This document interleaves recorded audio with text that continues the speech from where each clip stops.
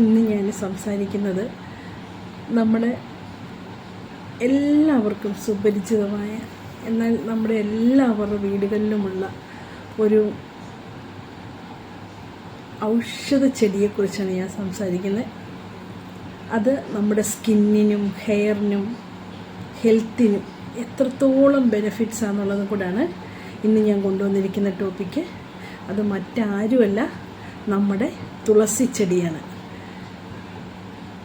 തുളസി ഒരു 2-3 തരമുണ്ട് അല്ലേ?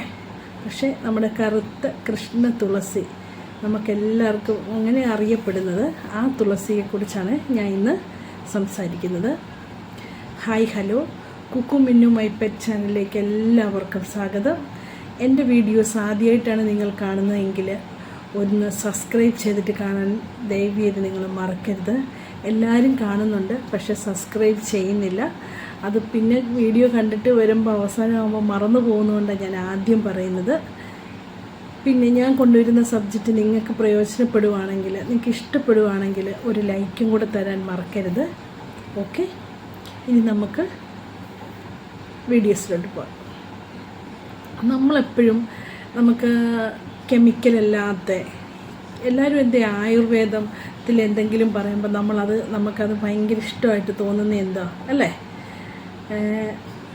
നമുക്ക് അതിനോട് ഇച്ചിരി വിശ്വാസം കൂടുതലാണ്. അതുപോലെയാണ് നമ്മുടെ വീടുകളിലുള്ള ഔഷധ ചെടികളെക്കുറിച്ച്. ഒത്തിരി ഔഷധ ചെടികളുണ്ട് അല്ലേ? അതിൽ നമ്മുടെ നമ്മുടെ ഈ ആയുർവേദത്തിൽ പറയുകയാണെങ്കിൽ ഈ ഹെർബ്സ് എന്ന് പറഞ്ഞ അതിൻ്റെ ഏറ്റവും വലിയൊരു രാജ്ഞിയാന്ന് പറയാം. മനസ്സിലായോ?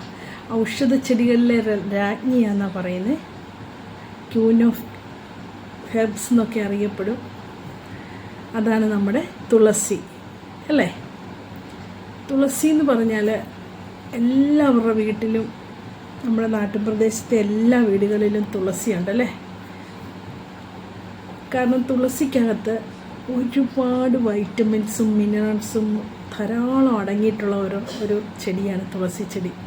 അതുപോലെ ആൻറ്റി ഇൻഫ്ലമേറ്ററിയാണ്, ആൻറ്റി ഓക്സിഡൻ്റാണ്, ആൻറ്റി ബാക്ടീരിയലാണ്. അങ്ങനെ ഒരുപാട് ഗുണങ്ങളുണ്ട്.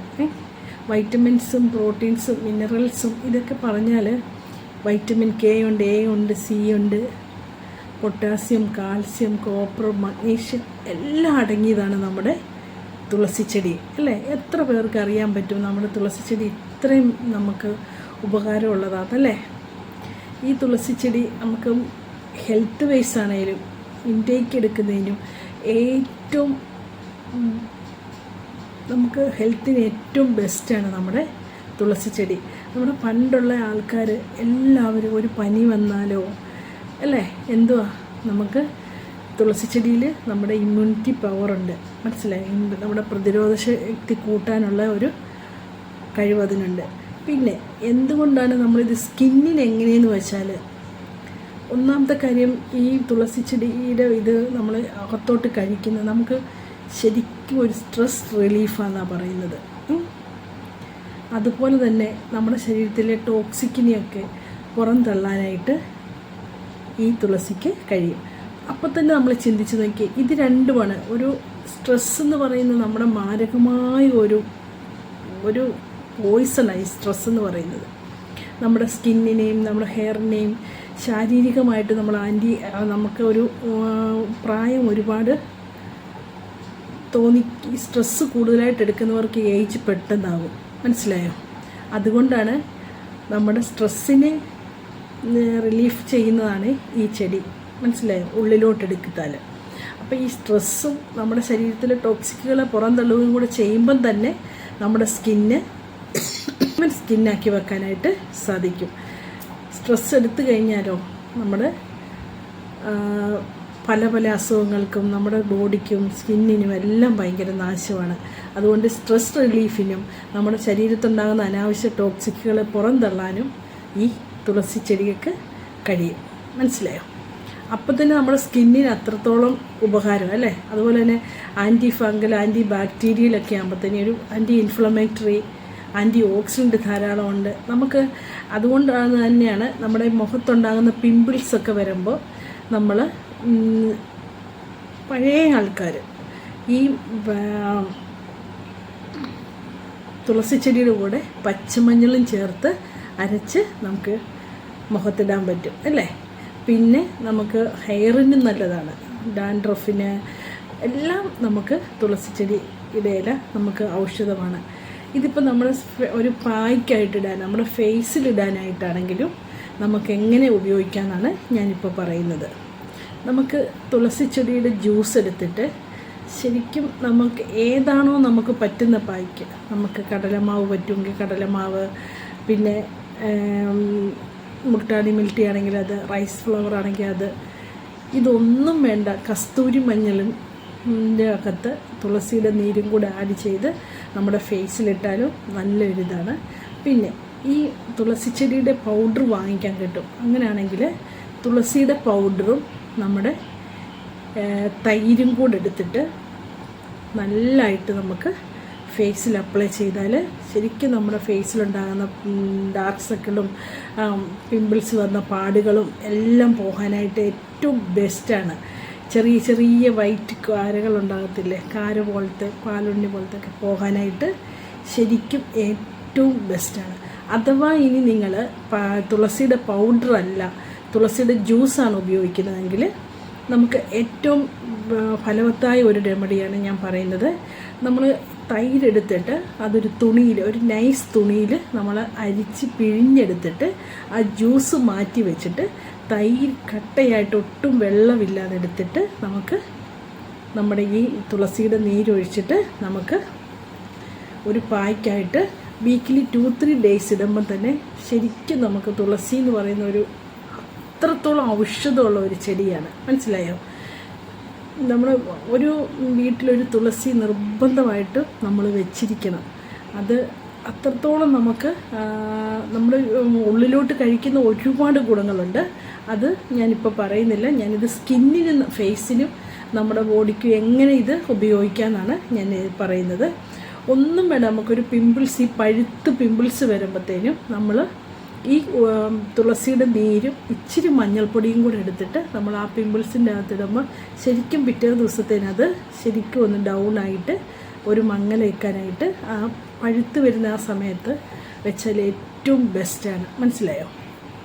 അപ്പോൾ തുളസിയില ഇല്ലാത്തവരായിട്ട് ആരുമില്ല. അപ്പോൾ എല്ലാവരും ഇതൊന്ന് പരീക്ഷിച്ച് നോക്കണം.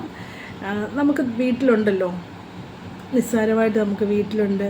പിന്നെ അതില്ലാത്തവർക്കാണെങ്കിൽ തുളസിയുടെ പൗഡർ വാങ്ങിക്കാൻ കിട്ടും. ഓക്കെ, അപ്പം എല്ലാവരും ഈ പറഞ്ഞ പായ്ക്കുകൾ നമുക്കിതിൻ്റെ നീരെടുത്തിട്ടാണെങ്കിൽ കടലമാവിൻ്റെ കൂടെയോ റൈസ് പൗഡറിൻ്റെ കൂടെയോ ഒക്കെ നമുക്ക് മിക്സ് ചെയ്യാം. ഇത് ഏറ്റവും ബെസ്റ്റ് ഞാൻ പറയുന്നത് തൈരിൻ്റെ അകത്ത് പൗഡറാണെങ്കിൽ തൈരിൻ്റെ അകത്ത് മിക്സ് ചെയ്യുക. ഇല്ലെങ്കിൽ നമുക്ക് ജ്യൂസാണെങ്കിൽ നമ്മളെ തൈരിലെ ആ ജ്യൂസ് മൊത്തം ഒരു നൈസായ തുണി കൊണ്ട് അടുത്ത് കളഞ്ഞിട്ട് അതിൻ്റെ അകത്തോട്ട് നമുക്ക് തുളസിയുടെ ജ്യൂസ് ഇട്ട് കൊടുക്കാം. എപ്പോഴും പഴയ ആൾക്കാർ പറയുന്നു രാവിലെ എണീറ്റ് വരുമ്പോഴേ നമ്മൾ തുളസിയുടെ 2-3 ഇലകൾ ചവച്ച് തിന്നുന്നത് ഏറ്റവും ബെസ്റ്റാണെന്ന് പറയുമായിരുന്നു. അത് നമ്മുടെ ഇൻറ്റേർണൽ ഓർഗൻസിനും ഏറ്റവും ബെസ്റ്റാണ്. അതൊക്കെ പിന്നെ ഒരു ഡോക്ടറിനെ കൺസേൺ ചെയ്ത്, ഒരു ആയുർവേദ ഡോക്ടറിനോട് ചോദിച്ചിട്ടൊക്കെ വേണം നമ്മൾ അകത്തോട്ട് കഴിക്കാനുള്ളത്. നമുക്ക് പല പല അസുഖങ്ങളുള്ളവരാണോ, അല്ലെങ്കിൽ ഏത് അസുഖത്തിന് ഇത് പിടിക്കുക, അതൊന്നും പറയാൻ എനിക്കറിയില്ല. എനിക്കത് സ്കിന്നിന് നമുക്ക് ഇത്രത്തോളം ഈ തുളസി ഇലയ്ക്കകത്ത് അടങ്ങിയിരിക്കുന്നതുകൊണ്ട് ഇത് നമ്മുടെ സ്കിന്നിനെ എത്രത്തോളം ബെറ്റർ ആക്കുമെന്ന്. പിന്നെ നോർമലി ഒരു 2-3 ഇല 2 ഇലയൊക്കെ തിന്നുന്നതുകൊണ്ട് ഒരു ദോഷവും വരാനില്ല. കണ്ടിന്യൂസ് ആയിട്ടൊക്കെ ചെയ്യുമ്പോഴാണ് അത് നമുക്ക് ചിലർക്ക് പിടിക്കാതെ വരും.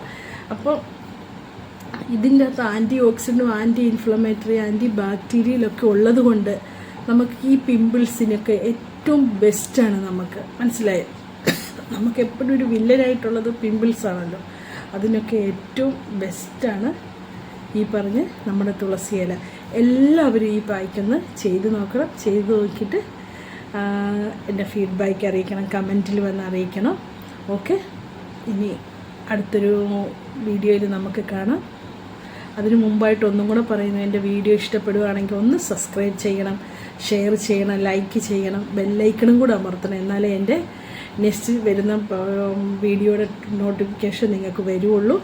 പ്ലീസ് ദയവ് ചെയ്ത് ഒന്ന് കണ്ട് ഇത് നിങ്ങളൊന്ന് ചെയ്ത് നോക്കണം. അത്രത്തോളം നാച്ചുറലായ ഒരു റെമഡിയെക്കുറിച്ചാണ് ഞാൻ നിങ്ങളോട് സംസാരിച്ചത്. Okay, bye, thank U.